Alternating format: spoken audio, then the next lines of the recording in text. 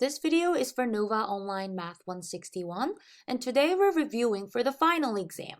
The topic that we're looking at is using a given zero to write a polynomial as a product of linear factors. Factor f of x equals 10x cubed plus 47x squared minus 16x minus 5 as a product of linear factors given that -5 is a zero. Look, if -5 is a zero, then we know x plus 5 must be a factor. So what we're going to do is divide f of x by x plus 5. And I'm going to perform synthetic division instead of long division. So let me put that zero of -5, that given zero of -5 in this box. And then I will write down all the coefficients of f of x. So coefficients are 10, 47, -16, -5. Write those numbers down. 10, 47, -16, and -5. And let's do the synthetic division. When you're doing the synthetic division, you bring down the first number without doing anything. So bring that 10 straight down. Once the number is below this line, we will be multiplying that number by the number in the box. So I'm doing -5 times 10. -5 times 10 will give me -50, and I'll write that below 47. All right. Now we're going to add these two numbers together. 47 plus -50. That's going to get us -3. Now focus on these two numbers. I'm going to now multiply -3 by -5. And -3 times -5 is positive 15. So write down the 15 there.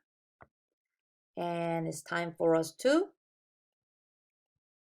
add these two numbers. -16 plus 15 is -1. And time to multiply again.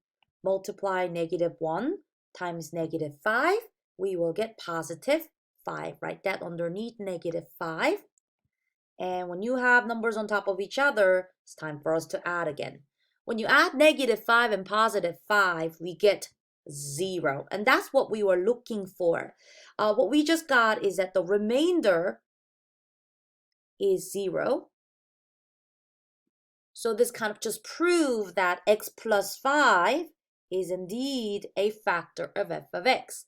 Now, not just that, but now we're going to use this quotient to solve for two more factors, okay? Two more zeros, okay? Now, how do I know that we're supposed to have two more zeros?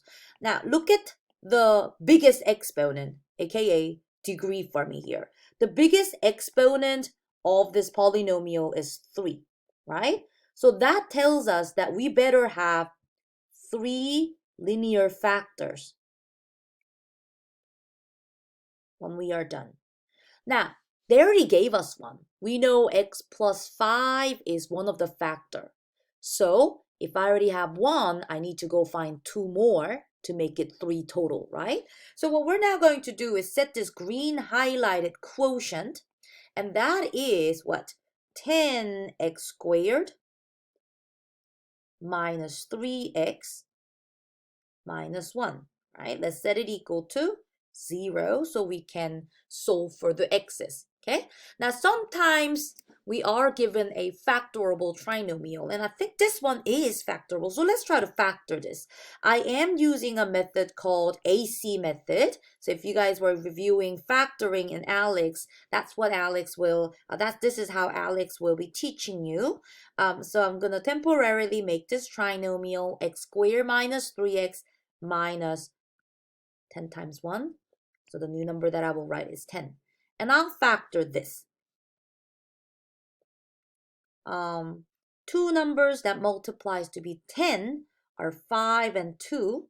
But if I make 5 a negative and 2 a positive, they will add up to -3.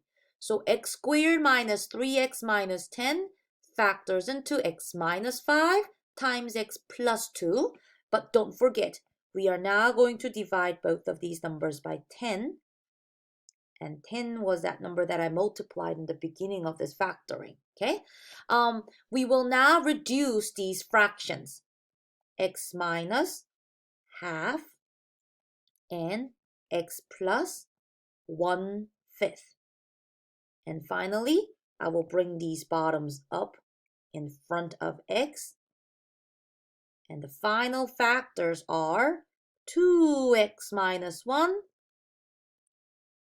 and 5x plus 1. Some school districts call it bottoms up method, maybe because we brought these bottoms up in front of x's, but we found two more factors now. So if you look right here, we have 3 linear factors. Let me highlight them all in yellow, okay? So the first linear factor is x plus 5 by given, and we found 2 more down here. So we found 3 total factors. So I will write f of x as a product of linear factors now, okay? So f of x, here's our final answer, equals x plus 5. Notice that's the given 0. We got that from the given 0 times 2x minus 1 times 5x plus 1. Once you got 3 factors for a cubic polynomial, then our job is done. This is how you can write as a function as a product of 3 linear factors.